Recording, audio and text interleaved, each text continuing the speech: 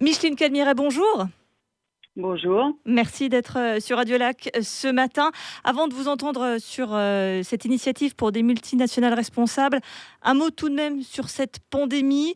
Les cantons prennent différentes positions. Genève, ce week-end, a décidé de mettre en place un semi-confinement.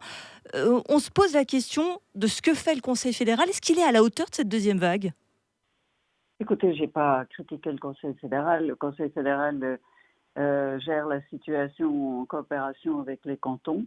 Et par contre, je salue les décisions du canton de Genève parce que la situation est grave et notre système sanitaire risquerait d'être mis en danger, ne pouvant répondre aux besoins des gens, quoi, je veux dire, qui sont malades. Tout de même, on a l'impression, comme tous les cantons prennent chacun les uns après les autres des décisions sur la question, que c'est un peu, comment dire, anarchique, qu'il n'y a pas véritablement une politique cohérente sur la question, alors que ça avait été le cas lors de la première vague. Ça surprend. Dans la première vague, le Conseil fédéral avait la main. Là, d'après la loi qu'il a votée en fin d'été, il doit coopérer avec les cantons. Moi, je regrette que les cantons n'arrivent même pas à se mettre d'accord, même pas sur le plan régional, je veux dire la Suisse romande, parce que les gens bougent, les gens vont faire la fête dans un autre canton moins rigide, moins sévère, et ça pose quand même problème. Donc pour vous, ce serait plus une faute finalement des cantons que du Conseil fédéral qui pourrait un petit Non, peu organiser tout ça ? c'est l'ensemble de la gestion de crise. Vous savez, dans une gestion de crise, ce qui est essentiel, c'est la chaîne de commandement doit être aussi simple et aussi directe que possible. Alors, quand vous êtes dans un système fédéraliste où les cantons prennent part à la prise de décision au niveau global, au niveau de la Suisse, donc ça pose un problème parce que vous êtes loin d'une chaîne de commandement simple et d'une chaîne de commandement unique. Donc voilà, il y a concertation, il y a et la conséquence avec des mesures qui sont différentes d'un canton à l'autre, alors que les cantons sont de petits territoires et où les gens bougent. Si on vous comprend bien, avec cette crise sanitaire, on pointe un petit peu les limites du fédéralisme ? Je dirais pas ça, je dirais on pointe les caractéristiques du fédéralisme. Revenons à présent sur cette initiative pour des multinationales responsables.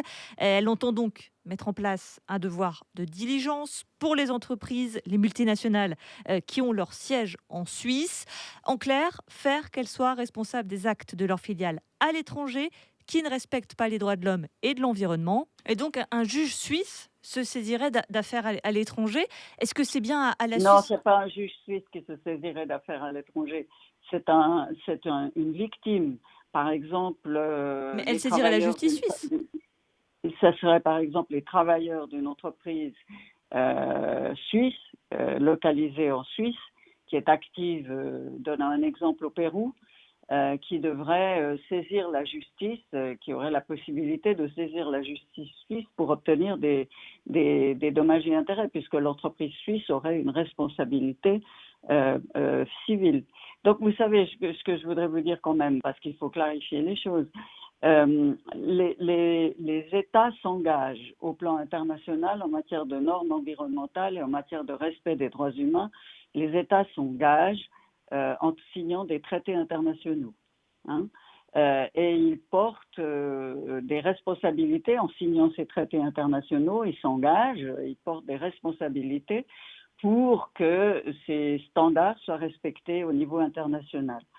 Or, ce qu'on constate, c'est que le système institutionnel des États n'est pas vraiment adapté à ces prises de décision qui échappent au gouvernement et renvoie à la question de la gouvernance économique des sociétés à l'égard des évolutions internationales. Donc, vous avez à la fois une responsabilité de l'État en tant que siège de sociétés multinationales, c'est-à-dire de sociétés qui ont des filiales à l'étranger, qui ont des fabriques à l'étranger, qui contrôlent les conditions locales de travail, et à celle des sociétés actives à l'étranger. Donc ça implique un devoir de diligence, comme vous l'avez très justement dit, en matière de droits humains. Donc on doit analyser les risques, s'assurer que la politique de l'entreprise est crédible, qu'elle s'applique.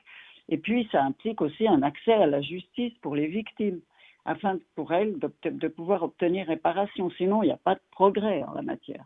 Mais vous pensez vraiment, vous citiez tout à l'heure le cas de cette entreprise qui serait au Pérou, d'un ouvrier péruvien qui se tournerait vers une multinationale suisse. Vous pensez vraiment qu'il va se prendre un avocat en Suisse pour justement saisir la justice ici pour un cas au Pérou? Ça semble quand même très compliqué. Effectivement, la victime devrait faire la preuve qu'elle a vraiment été la victime et devrait faire la preuve que l'entreprise n'a pas répondu à son devoir de diligence. Donc ça, vous avez raison de dire que ça implique quand même, c'est quelque chose d'assez difficile pour des victimes. Mais là, c'est vrai que d'une part, ça répond à l'argument des opposants qui diraient que notre système va être envahi de plaintes venant des pays qui ne respectent pas les droits humains ni les normes environnementales. Ça, c'est faux, parce que le processus est tout de même assez difficile. Mais en fait, ce sont les organisations non gouvernementales, les ONG, qui devraient venir en appui à ces demandes de la part des victimes. Le message est passé. Merci Micheline Calmiret, Merci à vous. ancienne conseillère fédérale. Et je rappelle donc que vous êtes engagée pour cette initiative pour des multinationales responsables. Merci d'avoir été sur Radio Lac ce matin. Merci à vous. Bonne journée. Au revoir, madame.